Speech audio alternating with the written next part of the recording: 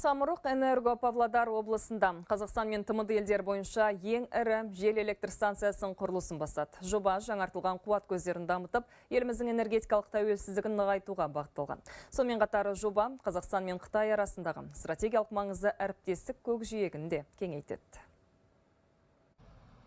Павлодар облысында салынатын жел электр станциясы жаңартылатын энергетика саласындағы ең ірі жобалардың біріне айналмақ. Жобаны Самұрық энерго қытайлық State Power Investment Corporation компаниясымен бірлесіп жүзеге асырады. Бүгін салтанатты түрде нысанның іргетасын қалау рәсімі өтіп, уақыт капсуласы салынды. Электр станциясының жылдық қуаттылығы 3,6 миллиард киловатт сағатқа жуықтайды. Бұл шамамен 1 миллион үй шаруашылығын электр қуатымен қамтамасыз етуге жеткілікті. Электр станциясының қуаттылығы 1 гигаватт, яғни өте үлкен ауқым.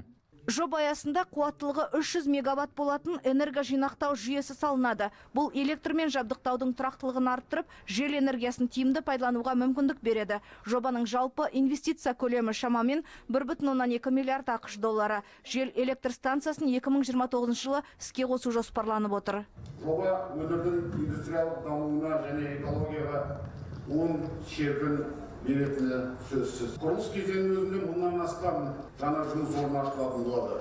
Инвестор тарапынан аймағымыздың әлеуметтік инфрақұрылымын дамытуға қосымша 5 миллиард теңге бөлінетін болады. Жаңа жоба Қазақстанда жасыл энергетиканы дамытудағы маңызды қадам болмақ. Бұл бір жағынан атмосфераға таралатын зиянды қалдықтарды азайтып, екінші жағынан елдің энерго жүйесінің тиімділігі мен тұрақтылығын арттыруға мүмкіндік береді. Қарлығаш Қасиетова, Дәулет Қошқарбаев, Марат Игіліков, 24 KZ, Павлодар облысы.